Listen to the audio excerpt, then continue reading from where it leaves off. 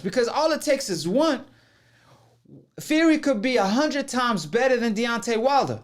But all Deontay Wilder has to do is crack him with one punch. And that goes to my point, which we talked about last show.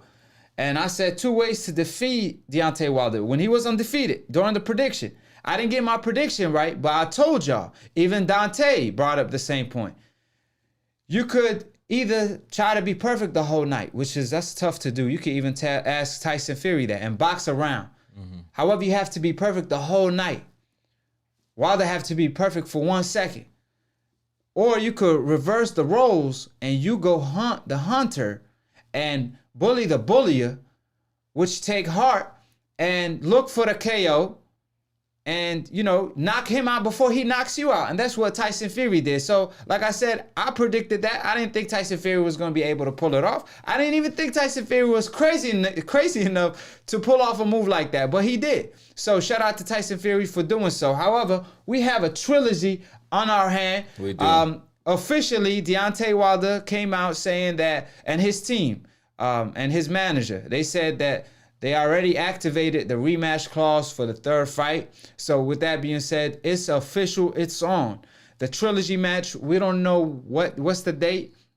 They are negotiating that, but he is blocking the AJ fight. Deontay Wilder is not letting that slide. He said he'd rather go out on his face or his back. He'd rather die in the ring. He's willing to die in the ring. That's what he does for a living. Now, what you think about that fight? A trilogy match in our hand. It's a great fight. The second fight lived up to everything from the expectations to the hype, and Tyson Fury put on the show. Deontay Wilder didn't live up to what he was saying, but he's trying to rewrite the wrong. He has the right hand in the eraser to erase everything the judges did and to erase history. He has the power to erase what happened in history. So with that being said, can he pull it off? What's your take on it? Bomb Squad Nation, stand up. What do you think, Professor? They are out here in droves because I just hear everything from the gloves and I don't know, like they put some grease on the mat so he would slip and pull some. We're gonna talk about that the next round. All right, if you want to, but all right, so more so on that. I don't think it's a good decision. So part of it is he's in the exact.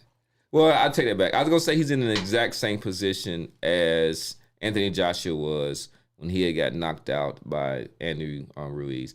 The only reason I kind of took it back is that I don't want this to be the argument, but still, even when they introduced Tyson, they introduced him as the lineal champion, right? So he's undefeated. So with Ruiz, he wasn't a champion.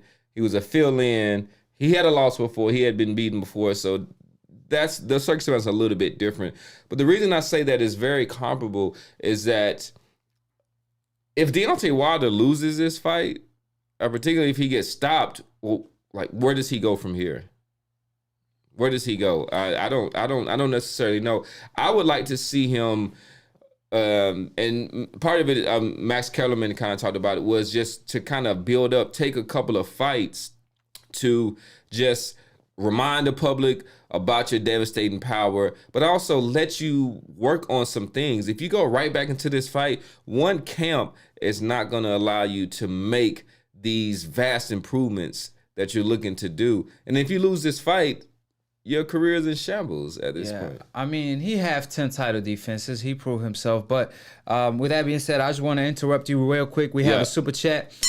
I seen Kings of Kings Boxing. I appreciate the super chat. He said, Wilder needs to improve his defense, and he's good. But, there is a tough task to do, especially on a short period of time, and it's hard to teach an old dog new tricks. But you and Andre Ward kind of basically on the same page. You watched the show. Shout out to Andre Ward, one of the greatest. And Fury took a blueprint. Yeah, Fury took a blueprint out of Andre Ward, which is, when he fought Froch, counterpunch while you coming forward. You don't have to counterpunch off the back foot. You could counterpunch coming forward. So with that being said, Andre Ward, he said he don't want to see the trilogy match.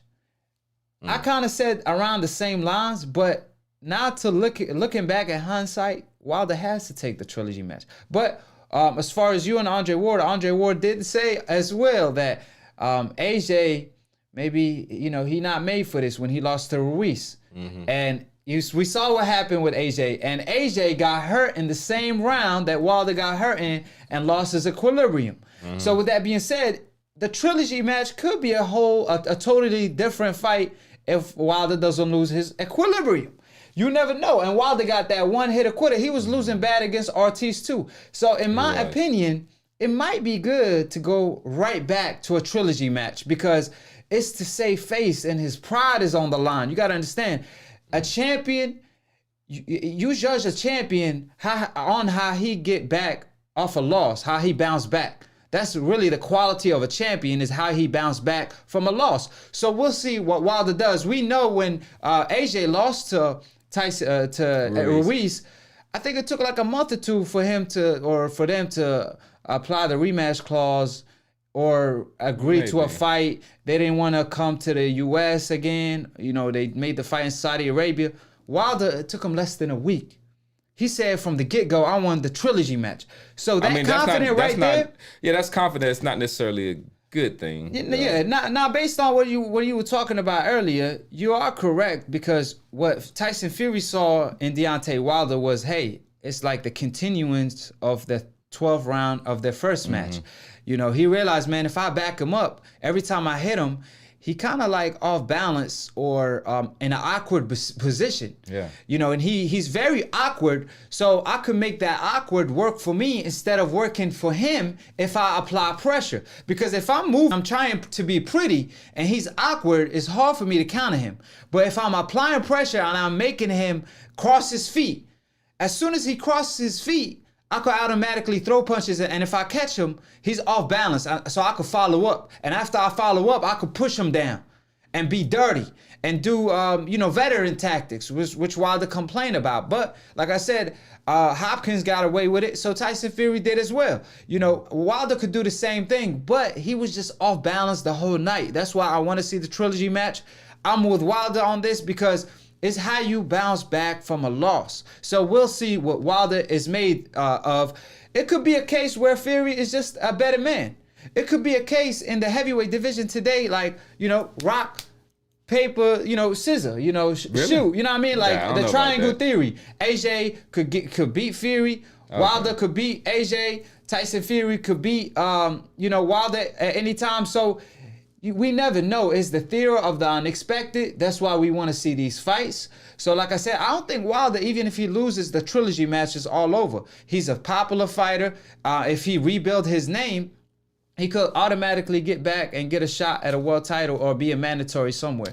It is, but so it's a couple of things. So if he does it, we're not just talking about his public image that will be shattered, but it's just psychologically confident. Like, how do you get over that? You were this person who won every fight to a certain point, had knocked out everybody, and we could at least say had knocked down everybody that you had fought. You were the bomb squad. You epitomized that, and then so I think for him to kind of get over that, and that's the hardest thing in boxing. We were saying earlier, Mike Tyson is, boxing is 10% physical, 90% mental. I would say it's maybe closer to 25 to 75, but it is important to note that the mental aspect is the most important part. Like once that goes, then it's hard to recover. However, Tyson Fury is the only one in the heavyweight division that's 6'9", that's that skilled, with that good defense, with that good of a chin, with that confident. So the key is, maybe it's only the fact there's only one Tyson Fury. So even if Deontay Wilder loses it, mentally, I feel like Wilder could realize, hey, man, he's just a better man. And I think he could live with that because he's willing to fight the best. That's what the sport is based on, the best versus the best. Now, can you hit the bell, Professor Nim? We have the topic of the day. No, we got another super chat from Kings of Kings Boxing. It said Ward retired and turned to a hater, not being genuine. Whatnot. Okay, you say that, but also look at Terrence Crawford. People are not talking about Terrence Crawford. Terrence Crawford also went, and he's not retired. He's a champion. I wouldn't call him a hater, but he went and said Fury outboxed him, that the referee should have stopped the fight. That the corner should have threw the towel in. Probably the fight should have stopped a little bit earlier.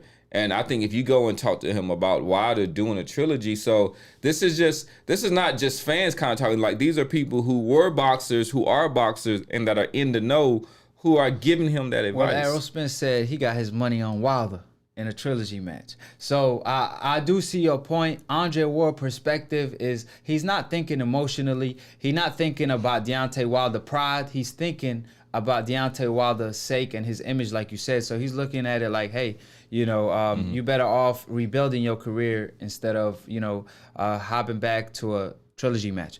All right, next topic. Next topic is the topic of the night, and that's